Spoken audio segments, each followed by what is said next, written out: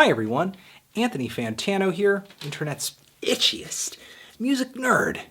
And it's time for a review of the new FKA TWIGS EP, Melissa. FKA TWIGS is a UK-based singer, songwriter, dancer, artist of multiple mediums. In my opinion, really one of the most intriguing artists out there right now. Fight it.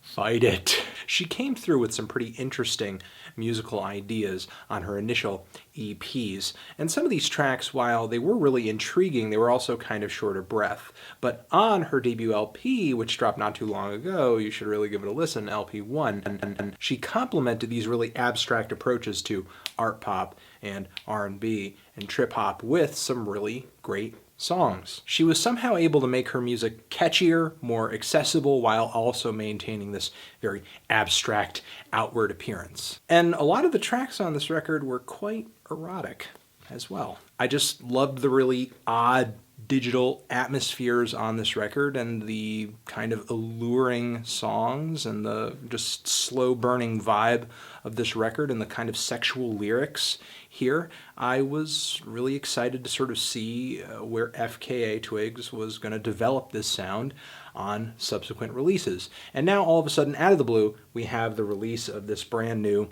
EP titled Melissa.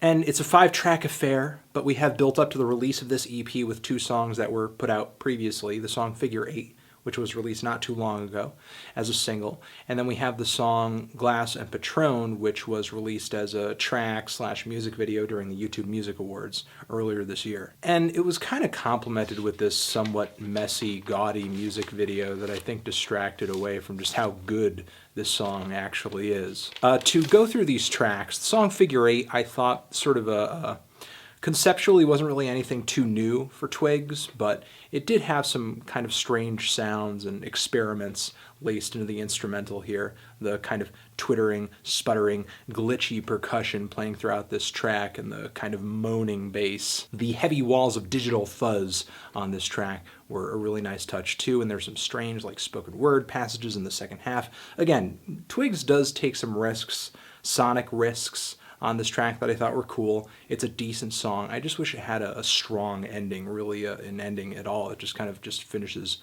abruptly out of nowhere. But the following cut, I'm Your Doll, is actually maybe my favorite song on here and one of the better written songs FKA TWIGS has to date. Really catchy. And on the highly sexual lyrics on this track, TWIGS is sounding really vulnerable. And I love how the instrumental on this cut just grows to a massive size toward the end of the track. It's a heavy, woozy, sexy, and memorable song. The songs In Time and Glass and Patron, though, kind of break this EP streak thus far of coming through with these tracks that just have a very soft touch. These 2 songs, tracks 3 and 4, are actually way more direct. I would actually say on the lyrics, and just her singing as well on the song In Time, TWIGS comes off pretty frustrated, which is the first time I've heard her kind of take that tone in a song, and I actually like it. I think this track goes over really well, especially with the instrumental here, which has a slight trap flavor, but of course, even though the twittering hi-hats are here and the huge bass,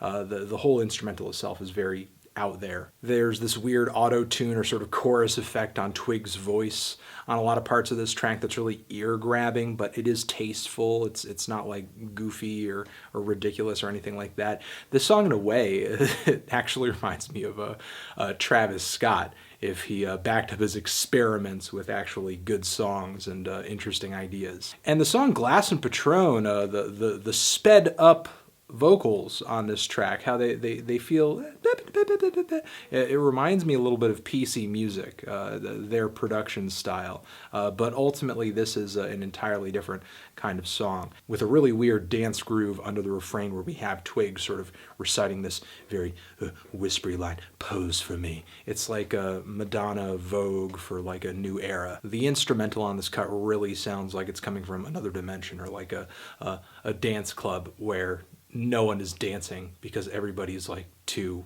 weird or pretentious or something. but altogether, it is still a really enjoyable song. And the closing track on here, Mother Creep, Creep, Creep, Creep, is actually a very well-written track as well, and has a few catchy refrains worked into another instrumental that it just seems like the further I go into this record, the weird off-kilter minimalist approach taken on these beats gets weirder and weirder and weirder. I really loved this EP. I thought it was killer. FKA TWIGS really came through with a good release on this one. Not that LP1 wasn't good, but I feel like she took that songwriting ability and she translated it to an EP. Like I said, her earlier EPs, I think she surpassed those with this new EP over here. Mostly because, yeah, the abstract ideas are here, just like on those EPs, but there's also some good songs in the track listing here as well. And I think she's just continuing to develop her sound and do strange things with it. I don't think these tracks are as conventional as a lot of the cuts off of LP1. Maybe that'll turn off some people, but the listeners who really appreciate TWIGS for her abstract ideas, her erotic lyrics, and her great singing voice will appreciate what she has to bring to the table on Melissa. I'm feeling a strong 8 to a light 9 on this thing. Transition, have you given this record a listen? If you have, what do you think of it? Do you love it? Do you hate it? Why? What do you think I should review next? And that's it. Anthony Fantano, FKA TWIGS, Melissa, rapper.